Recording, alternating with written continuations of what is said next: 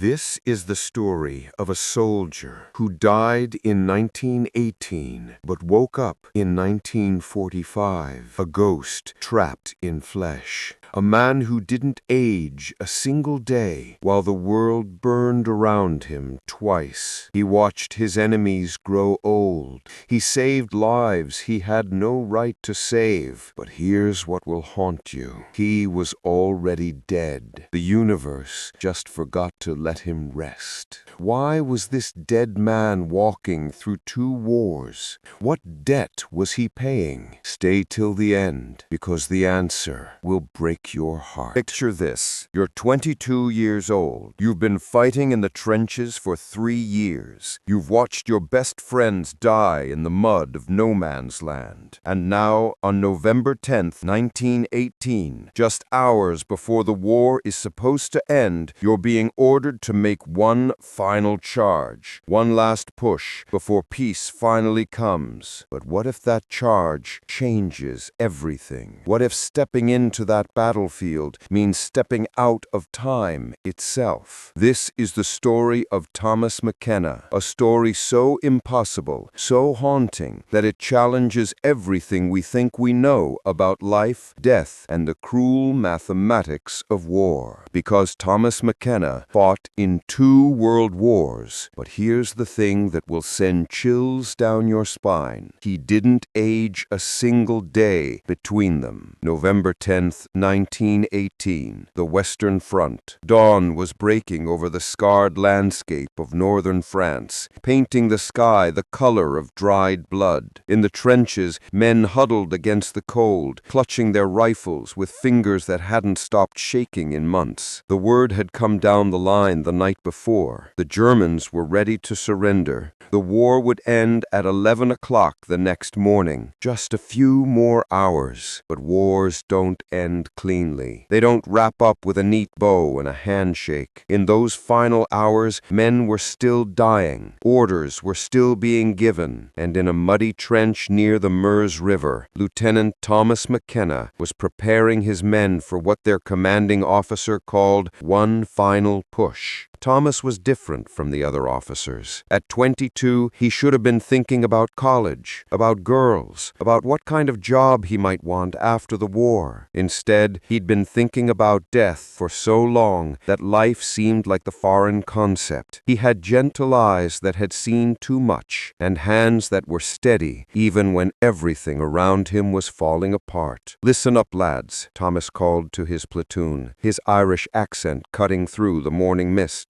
"I know what you're thinking. Why are we doing this now? Why are we risking everything when peace is just hours away?" The men gathered around him, their faces a mixture of exhaustion and barely contained hope. These weren't soldiers anymore. Not really. They were ghosts of boys who had marched off to war singing songs about glory and honor. Now they sang different songs, quieter ones, about going home. "The truth is," Thomas continued, his voice dropping lower, more intimate, "is that I don't have a good answer for you, but I have orders, and sometimes in war, orders are all we have left to believe in." Private Danny Walsh, barely 18, raised his hand. His voice cracked when he spoke. "Sir, my mom wrote she's already planning a welcome home dinner. She says she's making shepherd's pie, and you'll be there to eat it, Walsh," Thomas interrupted, but his tone was gentle. "I promise you that." It was a promise he had no right to make. In war, promises are fragile things, easily broken by bullets and shrapnel. But Thomas McKenna was the kind of man who kept his promises, even when the universe seemed determined to make him break them. At 8 o'clock that morning, the order came down. "Fix bayonets. Prepare for advance." The German line was weakening, they were told. One more push would break them completely. It would save lives in the long run. It would bring peace faster. Thomas looked down at his watch, a gift from his father before he'd sailed for France. The Anne seemed to move slower now, as if time itself was reluctant to reach 11 o'clock, as if the universe knew that something was about to go terribly wrong. The whistle blew at 8:30. Over the top they went, Thomas leading from the front as he always did. The ground between the trenches was a moonscape of craters and barbed wire,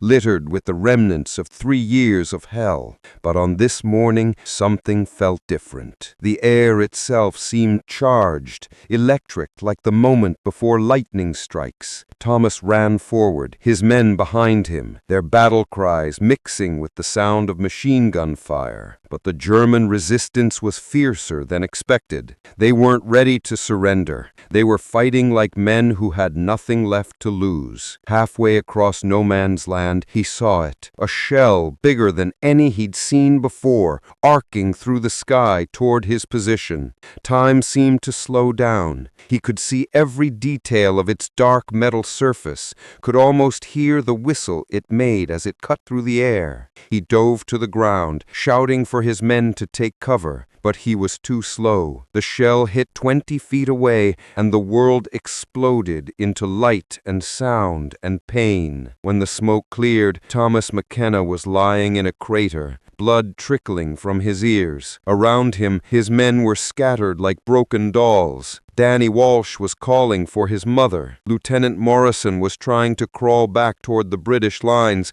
leaving a trail of red in the mud behind him. But Thomas couldn't move. Something was wrong with his legs, and when he tried to speak, no sound came out. The world was spinning, tilting, like a ship in a storm, and through it all, he could hear something impossible. Music, a strange, otherworldly melody that seemed to be coming from inside his own head. He looked at his watch. The hands were spinning wildly, faster and faster, until they became a blur. The numbers on the face began to change, rearranging themselves in patterns that made no sense. And still that music played, growing louder, more insistent. He closed his eyes and felt himself falling, not down into the mud and death of the battlefield, but sideways somehow, as if he was slipping between the cracks of the world itself. The last thing he remembered was the sound of his own heartbeat, slowing down, growing fainter, until it matched the rhythm of that impossible music. And then there was nothing. No pain, no sound, no light. Just Thomas McKenna, suspended in darkness, waiting for something he couldn't name.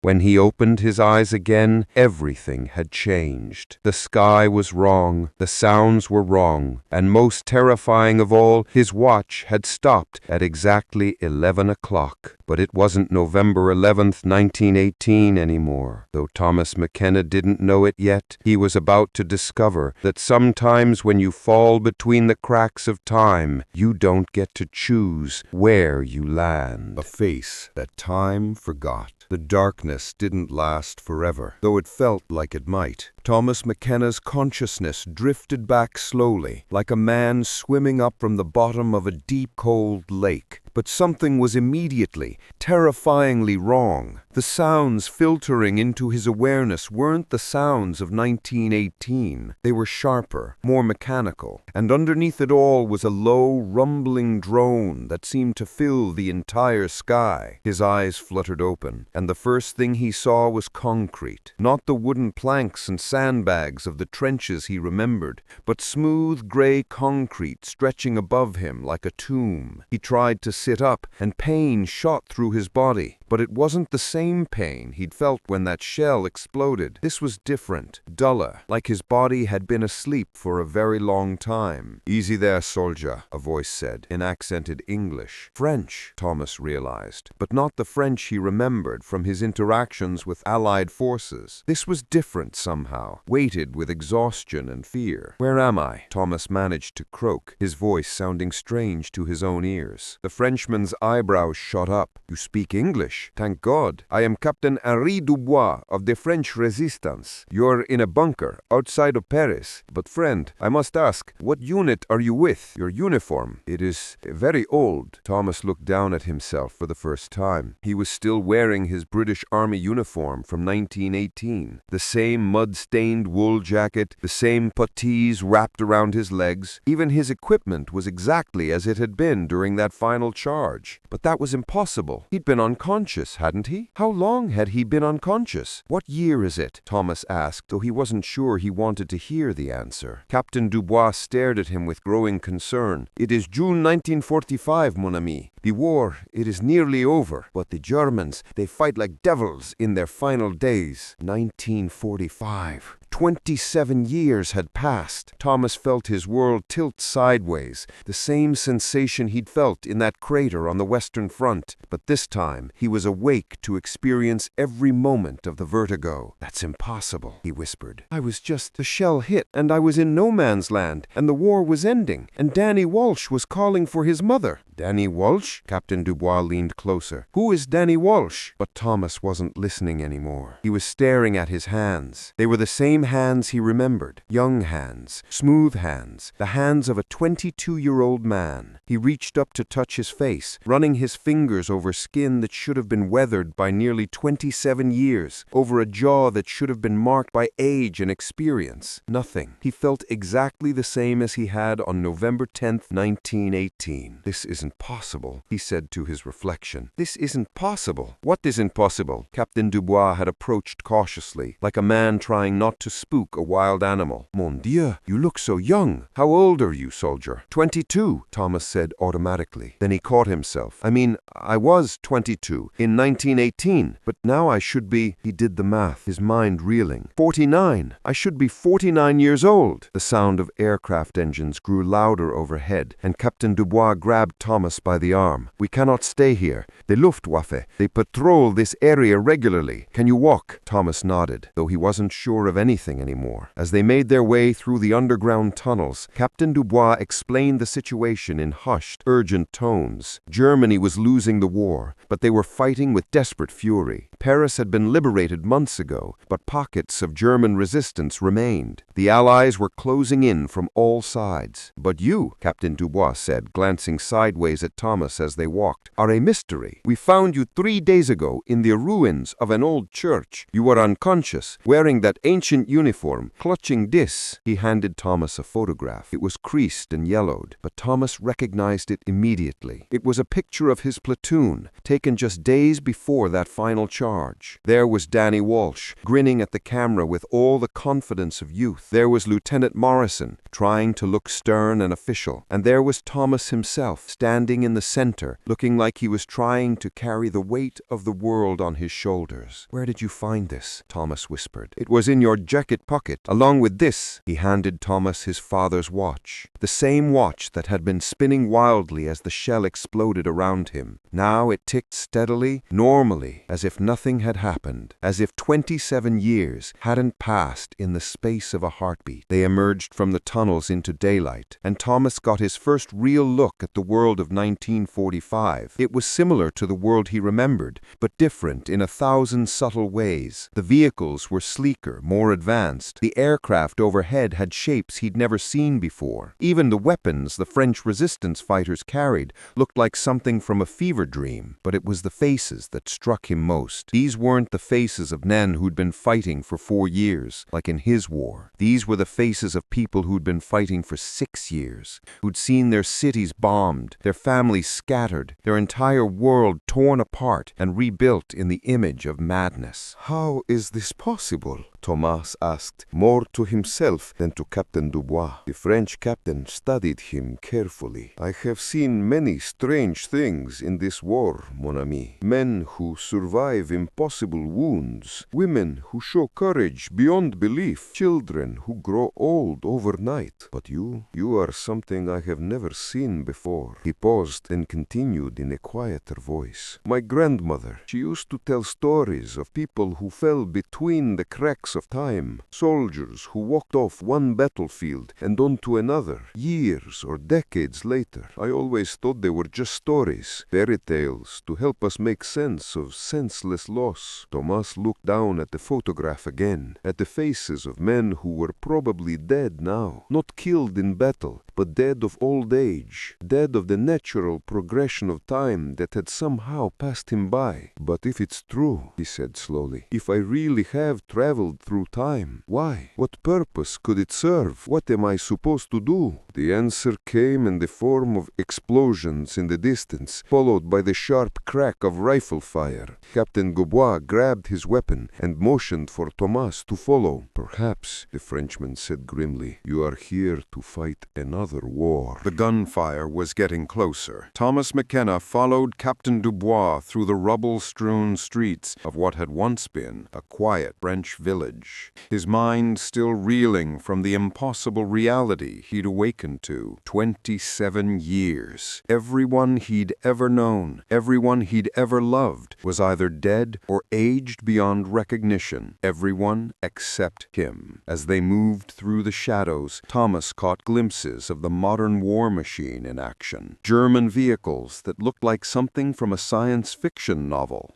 Allied aircraft with designs that defied everything he thought he knew about aviation. And the weapons. Dear God, the weapons had evolved into instruments of destruction that made the artillery of his war look like children's toys. Stay low, Captain Dubois whispered. German patrol coming through. They've been hunting our cell for weeks. They ducked behind the ruins of what had once been a bakery. Through a gap in the broken stone, Thomas could see German soldiers advancing down the street. But something about one of them made his blood run cold. Something impossible. The soldier was tall, with graying hair visible beneath his helmet. He moved with the careful precision of a veteran, someone who'd survived too many battles to make careless mistakes. But it wasn't his military bearing that made Thomas's heart stop. It was his face. Even aged, even weathered by decades Thomas himself hadn't lived through. Thomas recognized that face immediately. The same sharp jawline, the same piercing blue eyes, the same small scar above the left eyebrow from a piece of shrapnel at Verdun. Mon Dieu, Captain Dubois breathed. You look like you've seen a ghost. Thomas couldn't respond. He was watching Klaus Weber direct his patrol, noting the insignia of rank that showed he'd risen through the military hierarchy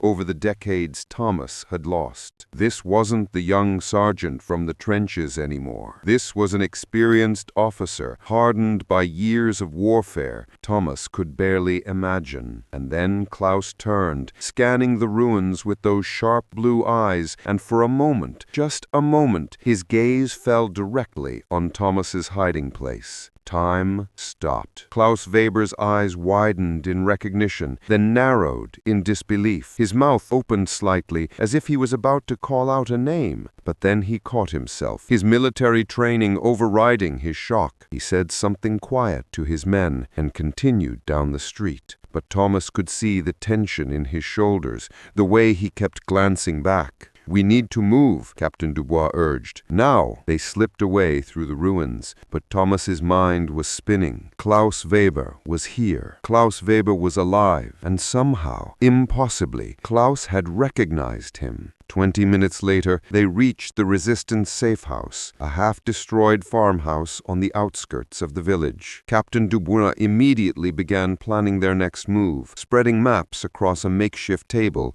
while his men cleaned weapons and counted ammunition. But Thomas couldn't focus. He sat in the corner, staring at the photograph of his old platoon, trying to make sense of what he had just experienced. The mathematics of time travel were impossible enough, but to encounter someone from his past, someone who had aged normally while he remained unchanged. What did it mean? You're troubled, mon ami, Captain Dubois observed, approaching with 2 cups of ersatz coffee. The German officer, Thomas said quietly. I knew him. From where? You have been unconscious for 3 days. Before that, you claimed to be from 1918? I am from 1918, and I knew him from the trenches. His name is Klaus Weber. We talked once, during a Christmas truce in 1916. The French captain's expression grew skeptical. Christmas truce? You mean the stories from the Great War? Mon ami, that was nearly 30 years ago. Even if such a thing happened, that German would be an old man now. He is an old man now. That's the point. He aged. I didn't. Before Captain Dubois could respond, one of his men burst through the door. "Captain, German patrol approaching. They know we're here." The farmhouse erupted into controlled chaos as the resistance fighters took defensive positions. Thomas found himself handed a rifle, a weapon more advanced than anything he'd used in his war, but familiar enough in its basic function. "Can you fight?" Captain Dubois asked tersely. "I've been fighting for 27 years. I just didn't know it." The German attack came from 3 directions at once, a coordinated assault that spoke of professional military planning. Thomas found himself at a second-floor window,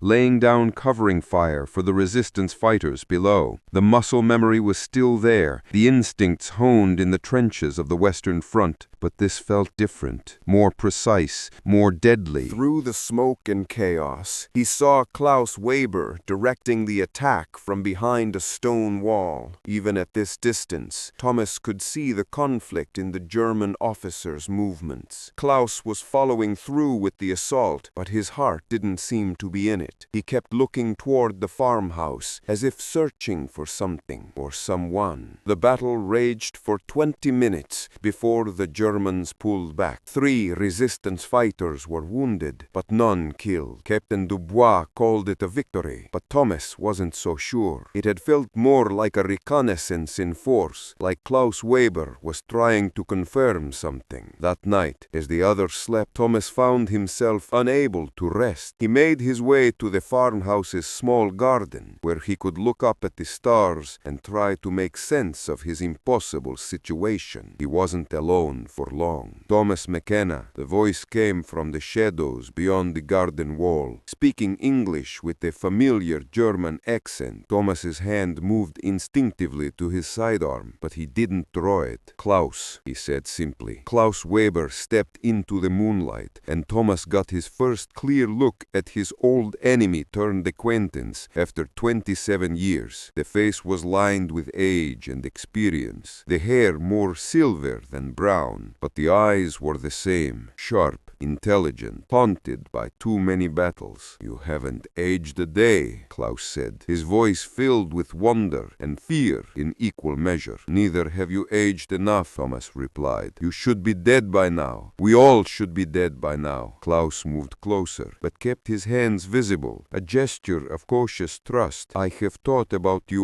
often over the years, about that Christmas when we shared chocolate and talked about our families. I wondered if you survived the war. I didn't, at least not in any way that makes sense. What about your daughter, the one in the photograph?" Klaus's face darkened. "Greta died in the bombing of Munich in 1943. She was 31 years old, a nurse, helping wounded soldiers. She never hurt anyone." The pain in Klaus's voice was raw, immediate, despite the years that had passed. Thomas felt an unexpected surge of sympathy for this man who had been his enemy, who was his enemy again, but who had also been touched by the same impossible losses that war inflicts on everyone it touches. "I'm sorry," Thomas said, and meant it. "And I am sorry for what my country has become. This war, it is not the same as our war. There is no honor in it, no humanity, just killing and more killing." They stood in silence for a moment, 2 soldiers from different times and different armies, united only by their shared bewilderment at the cruelty of fate. "How is this possible?" Klaus asked finally. "How are you here, unchanged, in 1945? "I don't know," Thomas admitted, "but I think we're both here for a reason, something unfinished from our war." Klaus nodded slowly. "Perhaps so. But Thomas, tomorrow my orders are to destroy this village, to kill everyone in it, including your resistant friends. I cannot disobey." Thomas felt his stomach drop. "Then why are you telling me?" Klaus Weber looked up at the stars, the same stars they had looked at during that long-ago Christmas truce. "Because once, a long time ago, you showed me that even in war, men can choose to be human. Now, I am asking you to help me choose again." The weight of Klaus Weber's words hung in the night air like smoke from a dying fire. Thomas stared at this man who had aged 27 years while he himself remained frozen in time, and felt the full crushing weight of what had been lost. Not just the years, but everything those years should have contained. Love, family, the simple progression of a life lived day by day. "There has to be another way," Thomas said finally. "You can't just follow orders blindly, not when you know it's wrong." Klaus laughed bitterly. "You think I haven't tried? You think I haven't spent years questioning every order, every mission? But this is not our war, Thomas. This is not the war where soldiers could choose to stop fighting for a day and share Christmas dinner. This war devours everything. Honor, mercy, choice itself." Thomas stepped closer, studying the lines etched deep around Klaus's eyes. "Then why come to me? Why warn me at all?" "Because—" He hesitated, then reached into his jacket pocket. He pulled out a photograph, creased and yellowed with age. It was the same photograph Thomas remembered from that Christmas truce in 1916. A young girl with Klaus's eyes, smiling at the camera. But this photo was different, older, and written across the bottom in a woman's handwriting were the words, "For Papa, with all my love, Greta, 1943. "She wrote to me," Klaus said, his voice barely above a whisper, "even after I became something she couldn't recognize, even after I became a monster in service to other monsters. Her last letter reached me just days before Munich was bombed. She said she'd been treating wounded soldiers from all armies, British, American, German, Russian. She said war had taught her that suffering recognizes no uniform." Thomas looked at the photograph, at the face of a woman who died 2 years ago, but whose words were still trying to save lives through her father's conscience. "She would want you to choose mercy," Thomas said. "Yes, but mercy is not something the Wehrmacht rewards. If I disobey orders, they will send someone else, someone who will not hesitate, someone who will not warn you first." The sound of footsteps made both men tense. Captain Dubois emerged from the farmhouse, rifle in hand, followed by 2 of his men. They had been listening. "So, we have a German officer who warns us of our deaths,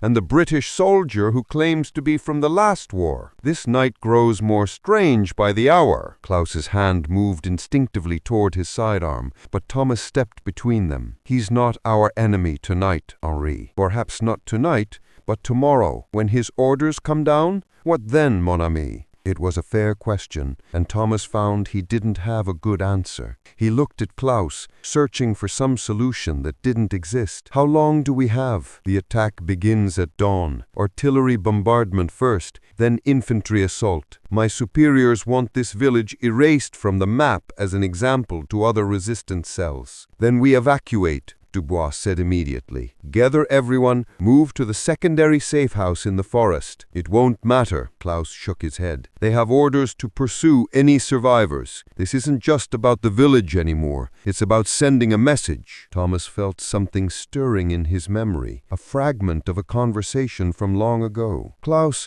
do you remember what you told me that Christmas, about the Christmas truce in 1916? Klaus frowned, thinking. "I told you many things that night. You said something about choices, about how even in the middle of hell men could choose to be human for one moment, that those moments were what made life worth living." "I remember," Klaus said, his voice soft. "I also remember that the war went on the next day. The truce ended, and we went back to killing each other." "But the choice mattered," Thomas pressed. "The fact that it was possible at all proved something important." Captain Dubois was growing impatient. "This is all very philosophical, but dawn is only 6 hours away. We need a plan, not a poetry lesson." Thomas turned to study the farmhouse, the village beyond, the tactical situation they found themselves in. His mind was working differently now, processing information with the clarity that had made him a good officer in his first war. But there was something else too, a strange certainty that seemed to come from outside his normal thought processes. "What if we don't run?" he said suddenly. "Custody, what do you mean, don't run? What if we turn this into something else? What if we make Klaus's choice matter?" Klaus was watching him intently now. "Explain." Thomas looked up at the stars, the same stars that had watched over the Christmas truce nearly 30 years ago. "What if we don't run?" he said suddenly. "What if we turn this into something else? What if we make Klaus's choice matter?" Klaus was watching him intently now. "Explain." Thomas looked up at the stars, the same stars that had watched over the Christmas truce nearly 30 years ago. "You said this war is different from ours. No honor, no humanity. But what if that's not completely true? What if there are still men on both sides who remember what it means to choose mercy over orders?" "You're talking about another truce," Dubois said flatly. "That's impossible." "Is it?" Thomas pulled out the photograph of his old platoon, the faces of boys who had died believing they were fighting for something worth dying for. "Klaus, do you remember how many of your men are old enough to remember our war?" Klaus considered this. Perhaps a dozen, mostly sergeants and corporals who served in the final years. "And how many of them have sons or daughters in this war?" "All of them," Klaus replied immediately. "This war has touched every family in Germany."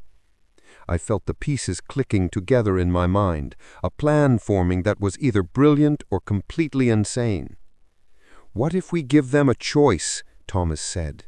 "What if Klaus walks into that village square under a flag of truce, not to surrender, not to negotiate terms, but just to offer his men the same choice that was offered to us in 1916?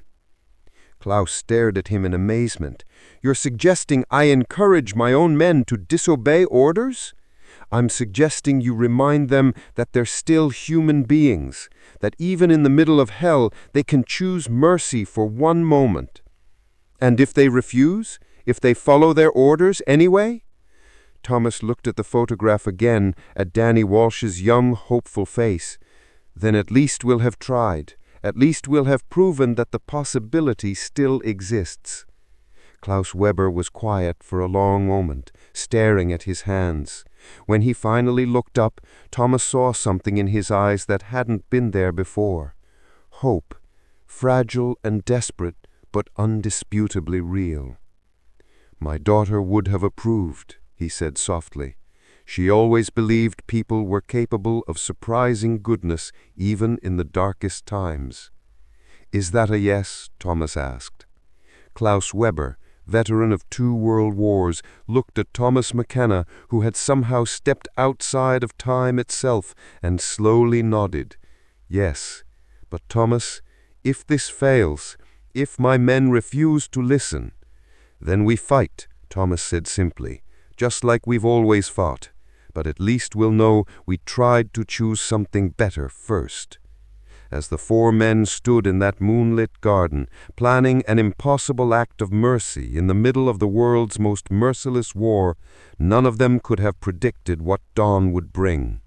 But for the first time since Thomas had awakened in 1945, he felt like he might finally understand why he was there. Some battles, he was beginning to realize, could only be fought by men who had already died once. Dawn came slowly to the French countryside, painting the sky in shades of gold and crimson that reminded Thomas McKenna of the morning he had died, or thought he had died. The distinction was becoming less clear with each passing hour, as if the very nature of his existence was something fluid, something that could be shaped by will and circumstance, rather than the rigid laws of physics. Klaus Weber had left before first light, returning to his unit with a story about conducting a final reconnaissance. Thomas watched him go from the farmhouse window, wondering if he would ever see his old enemy again, or, if at dawn fully broke, Klaus would find the courage to attempt something that had never been tried in the history of warfare, a second Christmas truce. Not in December, not born from homesickness and holiday sentiment, but forged from exhaustion and the desperate human need to believe that mercy was still possible. Captain Dubois had spent the pre-dawn hours preparing his men for evacuation, despite Thomas's protests that they should stay and witness what was about to unfold. But the French officer was nothing if not practical. "If your miracle fails," Dubois said grimly, "I will not watch good men die for the sake sake of poetry. Thomas understood. But he also knew, with a certainty that seemed to come from somewhere deeper than rational thought, that they needed to stay, that whatever was about to happen in this small French village was connected to his impossible journey through time, and to leave now would be to abandon the very reason he had been brought here. At precisely 7 o'clock, the expected artillery bombardment should have begun. Thomas stood in the village square, having convinced Dubois to let him go alone, and listened to the silence. In the distance, he could see German soldiers positioned along the tree line, their weapons ready, but not firing. Then Klaus Weber appeared at the edge of the square, walking slowly across the cobblestones with a white flag tied to his rifle. But he wasn't alone. Behind him, moving with the uncertain gait of men who weren't sure what they were doing, came a dozen German soldiers. Thomas felt his heart hammering against his ribs as Klaus approached. This was the moment. Either Klaus had found a way to convince his men to choose mercy, or they were all about to die in a very public and spectacular fashion. "Thomas McKenna," Klaus called out when he was still 20 yards away. "I bring you greetings from the German army and a proposal." "I'm listening," Thomas replied, his voice carrying clearly across the square. Klaus stopped 10 feet away, close enough to speak normally, but far enough to maintain the formal nature of what was happening. "My men have agreed to a suspension of hostilities for 1 hour. Not a surrender, not a retreat, simply a pause." Thomas looked at the German soldiers behind Klaus. They were older men, mostly, veterans with lined faces and eyes that had seen too much. But there was something else in their expressions, something that looked almost like relief. "And what do you propose we do with this hour?" Thomas asked. Klaus smiled, and for a moment he looked exactly like the young sergeant from the Christmas truce of 1916. "I propose we remember what it means to be human." What followed was not a Christmas truce, but something perhaps even more miraculous. German soldiers and French resistance fighters emerged cautiously into the village square, not as enemies, but as men who had chosen for 1 hour to set aside the machinery of war and simply exist in the same space without trying to kill each other. They didn't exchange gifts or sing carols. This wasn't Christmas, and the world of 1945 was too dark for such innocent gestures. Instead, they shared water and cigarettes. They showed photographs of wives and children and parents they might never see again, and they spoke in broken mixtures of German and French and English about the homes they missed and the dreams they'd abandoned. And Thomas McKenna stood in the center of it all, watching men choose mercy over orders, compassion over hatred, humanity over the demands of war. It was exactly what had happened in 1916, but different in ways he was only beginning to understand. Captain Dubois approached him as the hour neared its end. "How did you know?" he asked quietly. "How did you know this would work?" Thomas looked at his father's watch, the same watch that had stopped at 11 o'clock on November 10th, 1918. The hands were moving normally now, marking the passage of time with mechanical precision. But something about the watch felt different, lighter somehow, as if a great weight had been lifted from its mechanism. "I think," Thomas said slowly, "I've been carrying something with me, some kind of debt that needed to be paid." "What do you mean?" Before Thomas could answer, Klaus Weber approached them. The German officer looked older somehow, as if the past hour had aged him in ways that years of warfare had not. "It is time," Klaus said simply. "My men must return to their duties. The war must continue." Thomas nodded, understanding. 1 hour of mercy could not stop a global conflict, but it could prove that mercy was still possible, still a choice that human beings could make, even in the darkest circumstances. "Klaus," Thomas Thomas said, as the German officer turned to go. "Thank you." Klaus paused, looking back with those sharp blue eyes. "No, Thomas, thank you for reminding me that some debts can still be paid." As the German soldiers withdrew to their positions, Thomas felt something strange happening to his perception of the world. The edges of things were becoming softer, less defined, as if reality itself was losing focus. He looked down at his father's watch and saw that the hands were slowing, moving more and more sluggishly until they finally stopped at 11 o'clock. "Thomas!" Dubois sounded alarmed. "Thomas, are you all right?" But Thomas was falling again, just as he had in that crater in 1918, not down, but sideways, slipping between the cracks of the world. And as he fell, he finally understood what had happened to him, what had brought him forward through time to this moment. He had died in that shell explosion in 1918, really died, but his death had been incomplete somehow. There had been unfinished business, a debt to the universe that needed to be paid, the debt of mercy he had promised to Danny Walsh and all the other boys who had followed him over the top on that last pointless charge. He hadn't been able to save them, but he had been given a chance, 27 years later, to save other boys, to prove that the mercy they had died hoping for was still possible. As consciousness faded, Thomas McKenna smiled. He could see them now, all the faces from his old platoon photograph. Danny Walsh was there, no longer 18, but somehow ageless, grinning that same hopeful grin.